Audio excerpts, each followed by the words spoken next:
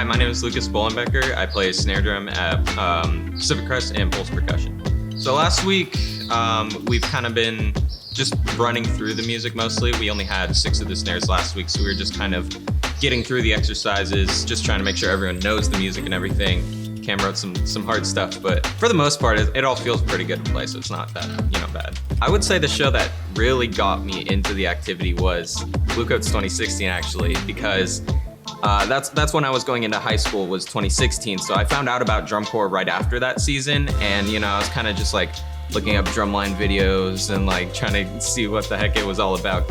Once I looked into drum corps, like Blue Coats was one that stood out to me, and I really liked that show, like how different it was. And obviously probably Pulse 2017, just because it's an iconic show at this point. Balancing like Pulse and high school really wasn't too much of a problem, because I also did independent the year before, my junior year. I do take like academics pretty seriously, so I am always on top of like homework and stuff, trying to get everything done before the weekend, so that I know once I'm at Pulse, I could just worry about Pulse and not have to think about, I gotta do homework when I get home. So to me, what makes this Marching Vlogs Drumline different than a normal WGI season is, it's kind of more like member run. We all already kind of know what we're supposed to be doing, what we should be working on, and we kind of know the path to get to where we want the end goal to be. Because it's almost like your friends, like your age group, there is that mutual respect of like, we all know like what we're trying to achieve. My name's Chase.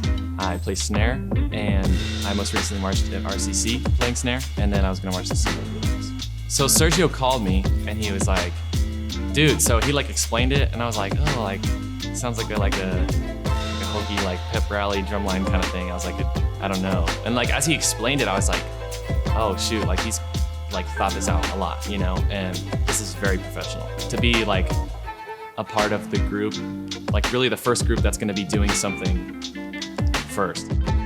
We wanna, as people who are like setting the standard or setting the bar because no one else has done this, it's like, you wanna do it as right as possible the first time. To be able to like lead the culture or the community in like hope, I think is cool.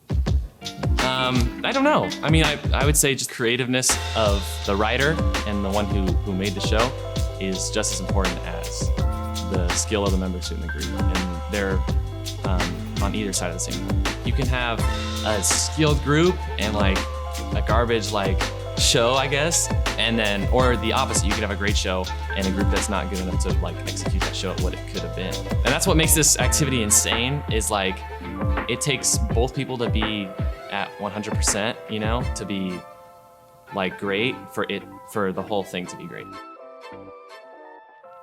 Similar style to me. That's tough, honestly. I don't know if I can answer that. I really don't know. I mean, I would say maybe Will then. So I'd say Shippy, because I got to play with him for a season, and that was like really fun. We're both like more quiet people. I felt like we were both loud people. So my name is Matthew Shippy. I play snare drum, and the last place I marched was RCC indoor percussion. I think the progress we're making right now is like pretty good. Like it's, I feel like even if there is no competitive aspect, like there's no scores, a lot of that doesn't really matter. The scores don't matter. For me, every time I'm behind the drum and every time I'm with these guys, I'm competing against myself to make myself better. Is like I get to drum with people that I have never drummed with before. I never marched with like the Pulse people, never marched with like Broken City people, and a lot of people like would group them into their specific styles. But I feel like we all play similar styles, just in different ways. Feel good while playing the drum. Like it's like efficiency. I think this whole drum line is going to be a motivator. It'll show the younger kids that are like watching us like play. They're just like, wow, we can still do this. I think the biggest detriment is just like people will probably think the activity is kind of dead because of all this COVID thing. I don't know if people are going to be into it again, or like people can like get back into it. Like for me, being out of it for like 4 months and then coming back into it is a weird transition, but I already feel like I did when I was marching. We hope you're enjoying the MVD Drumline.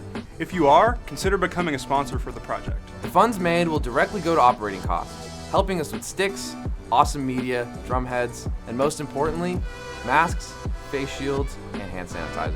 We also have tons of merchandise at the MV store that you can grab that will directly benefit the drumline.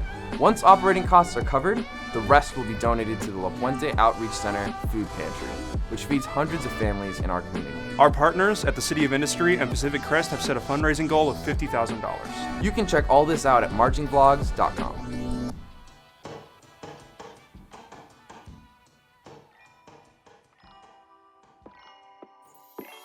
I think drumline is more, I mean, I want to say both. It is both like competitive and artistic. I feel like it's just a perfect mix of the two. That yearning to be better comes from wanting to be competitive. It also would stay stale if it wasn't artistic. So I think the two and two coincide with each other. I'm Zach Borromeo. I played snare at Broken City and Blue Knights.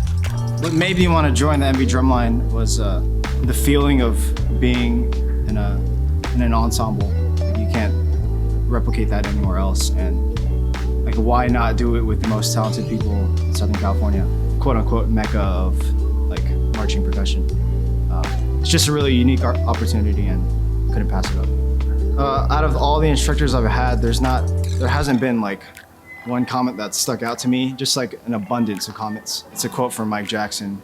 He always asks us, is what you're doing believable?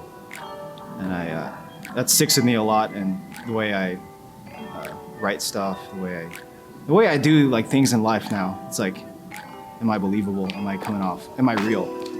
And I think that's what I apply most to all aspects of my life.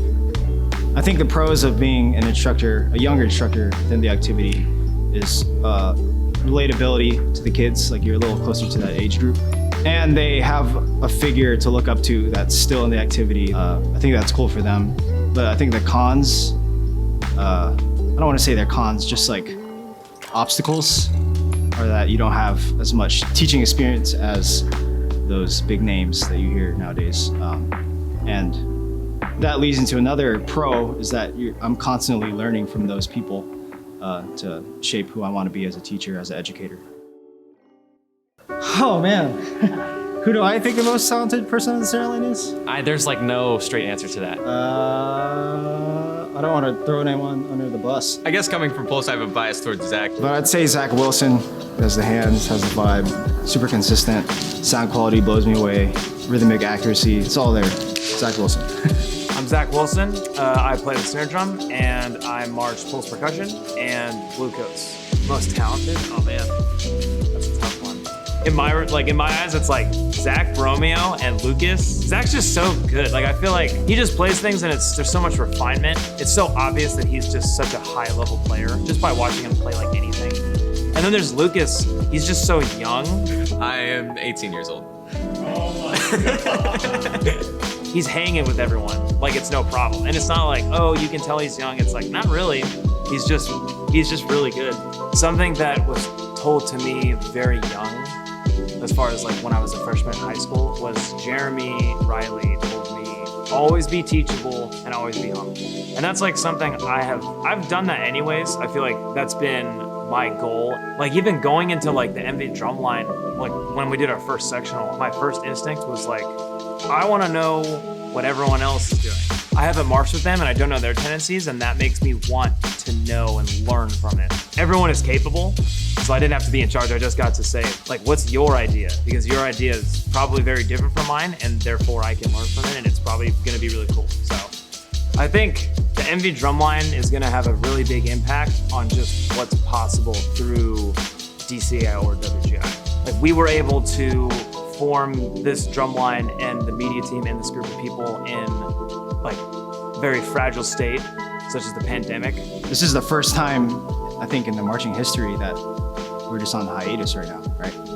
I would hope that it doesn't have to be this way for the rest of the activity. Hopefully we get to take the first step towards it happening again, you know? I think this is kind of setting an example for how that's going to be run, and also just to inspire people to, you know, come back and drum together again. Like, It's not like they're hopeless anymore. Like, I feel like it's going to help us push the next generation even further than where we were before. It's really like Marching Vlogs to the full extent. For the members, by the members, and because of that, like, we are making a drumline, and it's gonna be really good even considering. So The fact that we're coming out with this product and the people that are in it, I hope it provides a source of inspiration for those kids. And speaking on behalf of one of those kids that I used to be, I think it's necessary that we give back in that way.